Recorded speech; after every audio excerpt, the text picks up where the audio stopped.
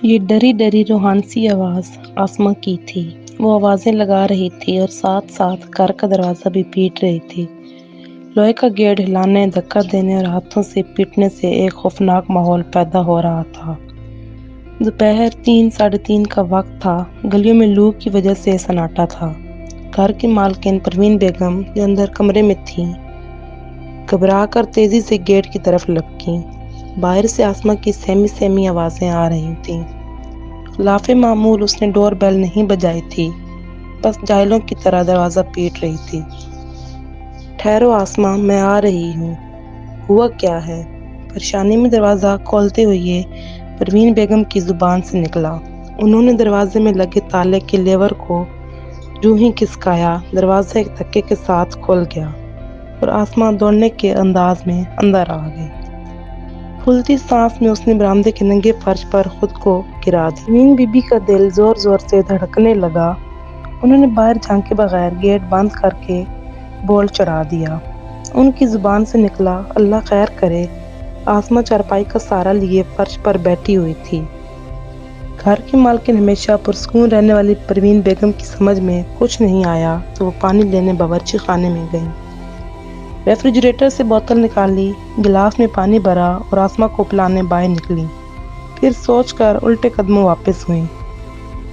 Divider پر رکھی دوا میں سے گلوکوز کا ڈبہ کھول کر 3-4 چمچے پانی میں ملائے اور زمین پر بیٹھی ہوئی آسماں کے ہونٹوں سے لگا دیے۔ آسماں نے بغیر رک کے پورا گلاس ایک سانس میں پی لیا۔ اسے اب سکون آنے لگا تھا۔ پھولی سانسوں میں کمی آئی، لیکن چہرے پر پریشانی کے تاثرات ابھی بھی واضح تھے۔ پروین بیگم نے فوراً کچھ نہیں پوچھا۔ وہ فرش پر اس کے قریب بیٹھ گئیں اور اس کا ہاتھ اپنے ہاتھوں میں لے کر حوصلہ دینے لگیں۔ آسماں کی سانس میں سانس آئی۔ اس نے اپنی گھبراہٹ پر قابو پا لیا تھا۔ پھر پروین بیگم نے پوچھا، کیا ہوا آسماں؟ اتنی ڈری ڈری کیوں ہو؟ اس نے کوئی جواب نہیں دیا اور اٹھتے ہوئے بولی، بہت بہت شکریہ، میں اب ٹھیک ہوں، چلتی ہوں۔ ٹھہرو آسماں، رکو۔ پروین بیگم نے ہاتھ پکڑ کر اسے روک لیا۔ کیا ہوا بیٹی، یہ سب کیا تھا؟ بیٹھو، مجھے ساری بات بتاؤ۔ کچھ نہیں مالکن، بس ایک دل گھبرا گیا تھا اور آپ کا گھر ہی نزدیک تھا سو یہاں آ گئی۔ آسماں تم ایک اچھی عورت ہو، سچی اور سمجھدار۔ تم نے مجھ سے آج تک کچھ نہیں چھپایا اور میرا خیال ہے کہ تم جھوٹ نہیں بولتی ہو۔ میں جیسی ہوں تم جانتی ہو۔ تمہیں کیا ہوا تھا بتاؤ، بولتی کیوں نہیں؟ مالکن کچھ نہیں ہوا، سب ٹھیک ہے، میں جاتی ہوں۔ آسماں نے نظریں ملائے بغیر کہا، کچھ نہیں ہوا۔ مالکن کچھ نہیں ہوا، سب ٹھیک ہے، میں جاتی ہوں۔ آسماں نے نظریں ملائے بغیر کہا، کچھ نہیں ہوا۔ آسماں تمہارا چہرہ کچھ بولتا ہے اور زبان کچھ۔ میں تم سے سچ سننا چاہتی ہوں۔ آج تم کوئی اور ہی آسماں لگ رہی ہو۔ ایسا لگتا ہے کوئی بدماش تمہارا پیچھا کر رہا تھا، تم میرے گھر پناہ لینے آ گئی۔ اب جاؤ اور شام کا کام کرنے میرے گھر نہ آنا۔ گھر جا کر آرام کرو۔ ہاں، بخار سے برقع پہن کر یا چادر لپیٹ کر باہر نکلا کرو۔ جاؤ، زمانہ بہت خراب ہے۔ آسماں چلی گئی اور پروین بیگم کو جو اماں پروین کے نام سے پکاری جاتی تھی الجھنوں میں چھوڑ گئی۔ آسماں سلیقے سے کام کرنے والی عورت تھی۔ اس کا تعلق ملتان کے نزدیک ایک چھوٹے سے گاؤں سے تھا۔ گھروں میں کام کرنے والی ماسی آسماں کو کراچی میں رہتے ہوئے 12 سال اور اماں پروین کے گھر کام کرتے ہوئے 7 برس سے زیادہ عرصہ ہو گیا تھا۔ اس کا اصل نام زینب تھا، لیکن لوگ اسے آسماں کے نام سے جانتے تھے۔ وہ خود بھی اپنا نام آسماں ہی بتاتی تھی۔ سچی، ایماندار، صفائی کرتی تو بکھری چیزوں کو سمیٹ کے رکھ دیتی۔ گھر کی مالکن سے پوچھے بغیر ہی بستر کی چادروں کو طے کر کے رکھ دیتی۔ روپے یا کوئی قیمتی چیز کہیں بھی نظر آئے ہاتھ تک نہیں لگاتی۔ موبائل فون بستر پر پڑا ہو یا ٹیبل پر محفوظ ہوتا، اس کی نگرانی کی کوئی ضرورت نہیں ہوتی تھی۔ اماں پروین اس گھر میں اکیلی ہی رہتی تھی۔ ایک ہی بیٹا تھا جو سعودی عرب کے شہر ریاض کے قریب ایک چھوٹے شہر میں ملازمت کرتا تھا۔ نیک فرما بردار لڑکا۔ ریال کی کشش نے اسے گھر سے دور کر دیا تھا۔ پھر اس نے بیوی کو اپنے پاس بلوا لیا۔ ہم وطن دوستوں کے ساتھ زندگی آرام سے گزر رہی تھی۔ ماں کو اکثر فون کرتا، خیریت پوچھتا۔ ہر ماہ ماں کے بینک اکاؤنٹ میں ایک معقول رقم بھجوا دیتا تھا۔ اس کے باپ کا انتقال 3 برس پہلے ہو گیا تھا۔ چھوٹے گریڈ کا ملازم تھا۔ اس کی پینشن سے پروین بیگم اپنی ضروریات پورا کر لیتی تھی۔ مصروفیت کے لیے شام کو کچھ بچوں کو قرآن ناظرہ کی تعلیم دیتی، کسی سے اجرت طلب نہیں کرتی تھی۔ اس کے برعکس غریب بچوں کی کتابیں، کاپیاں اور ان کے لباس کے لیے بھی رقم مہیا کرتی تھی۔ محلے میں ان کا ایک مقام تھا، وہ محلے میں اماں پروین کے نام سے جانی جاتی تھی۔ کچھ لوگ انہیں بڑی اماں کہہ کر مخاطب کرتے اور ضرورت کی چیزیں مانگنے سے بھی نہیں جھجکتے تھے۔ ان کے کچھ رشتہ دار پنجاب کے دور دراز کے دیہاتوں میں رہتے تھے، وہ پڑھے لکھے نہ تھے، کھیتی باڑی کرتے تھے، گاؤں کی زندگی میں مگن، گائیں بھینسیں پالنے کے عادی اور شوقین۔ اماں پروین کے شوہر عبدالقیوم کو شہر کی میونسپل کمیٹی کے اسکول میں نائب قاصد کی نوکری مل گئی۔ یہ اسکول گاؤں میں کھولا گیا تھا۔ وہ پرائمری پاس تھے، لیڈی ٹیچروں کے درمیان رہتے، ان کے ذاتی کام کرتے، ان کے گھر کے لیے سودا سلف لے آتے تھے۔ ان کی تنخواہ میں سالانہ انکریمنٹ کے علاوہ کچھ اضافہ نہ ہوتا تھا۔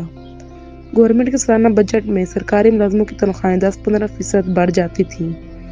اس طرح عبدالقیوم کی سیلری میں بھی 500-600 کا اضافہ ہوتا تھا۔ عبدالقیوم آفس یا اسکول میں ہر جگہ راجو بھائی کہلاتے تھے۔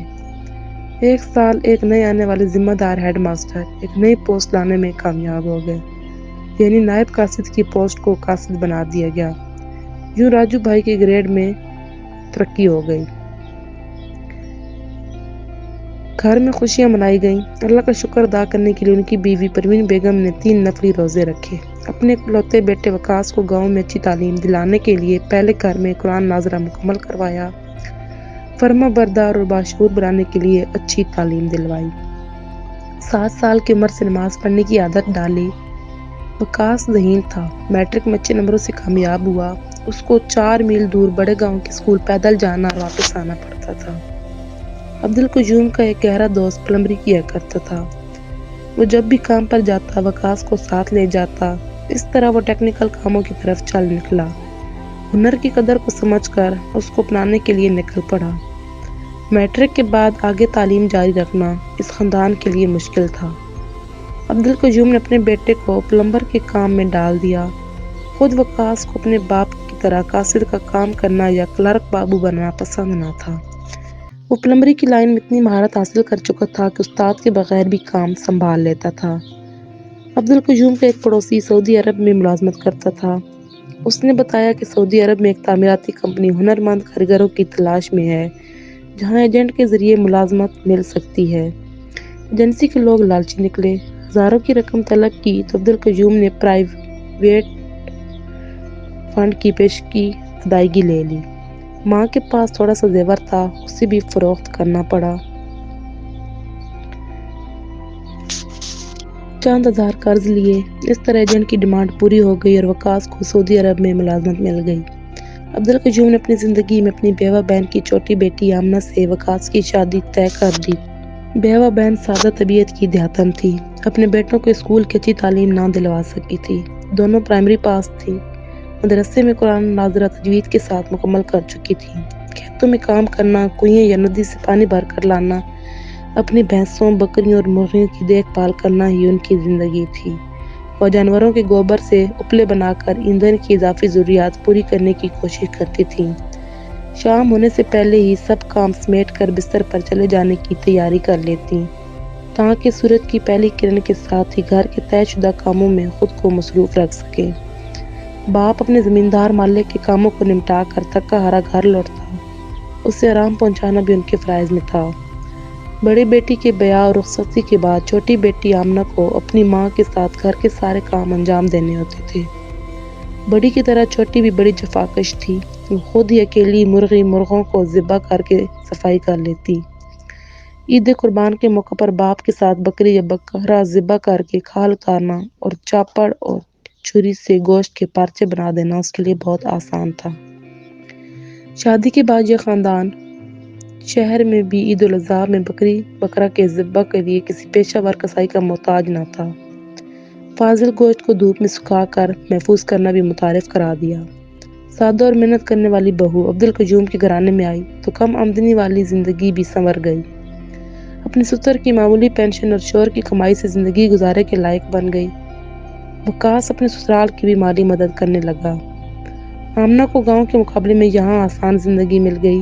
اسے اب پانی بھر کر لانا اور ایندھن کے لیے تگ و دو نہیں کرنا پڑتی تھی۔ اس کو شوہر کی روزمرہ کی بڑھتی آمدنی نے تن آسان کر دیا تھا۔ وہ پہلے جیسی محنتی عورت نہ رہی، لیکن اس کی دیہات کی تربیت ہمیشہ کام آتی رہی۔ وہ ہر حال میں خوش تھی، لن نثار اور جان نثار۔ چند جوڑے کپڑوں میں گزارا اور دودھ روٹی کھا کر اللہ کا شکر ادا کرنے کی عادی نے اس خاندان کو کبھی محتاج نہیں ہونے دیا۔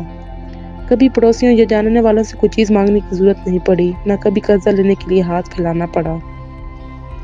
وقاص کو اپنی بیوی کی جا بے جا فرمائشوں نے الجھنوں اور فکروں میں نہ ڈالا۔ اس کے ماں باپ کے بعد پلمبر استاد کی تربیت نے خالی بیٹھنے اور آرام کرنے سے باز رکھا۔ اسے بڑے گاؤں کی کباڑی بازار میں دلچسپی ہو گئی۔ پرانی اور بیکار چیزیں سستے دام لا کر درست کرنے کی لگن نے الیکٹرک اور لوہار کے کاموں میں بھی اس کی مہارت کو بڑھا دیا۔ کسی گھر میں کام کرنے جاتا تو بجلی کے کام یا دوسرا کام بھی کر ڈالتا۔ اس طرح اضافی آمدنی ہو جاتی۔ اسے میٹرک کی تعلیم ہی اپنے لیے کافی محسوس ہوتی۔ وقاص ہمیشہ محنت کر کے روزی کمانے والوں کی قدر دانی اور حوصلہ افزائی کرتا، اور کسی موچی کے پاس بیٹھ کر اس کی دلجوئی کرتا، یا کبھی بازاروں میں مزدوری کرنے والوں کو سگریٹ یا نسوار سے چھٹکارا حاصل کرنے کی ترغیب دیتا۔ سلام کرنا یا حال احوال پوچھنا اور نماز کی پابندی کی ہدایت کرنا اس کا معمول تھا۔ وہ سب کی عزت کرتا تھا، دوسرے بھی اس کا احترام کرتے تھے۔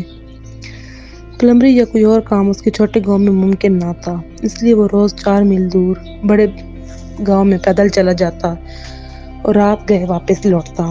چاند اور ستاروں کی روشنی اس کو راستہ سمجھانے کے لیے کافی ہوتی۔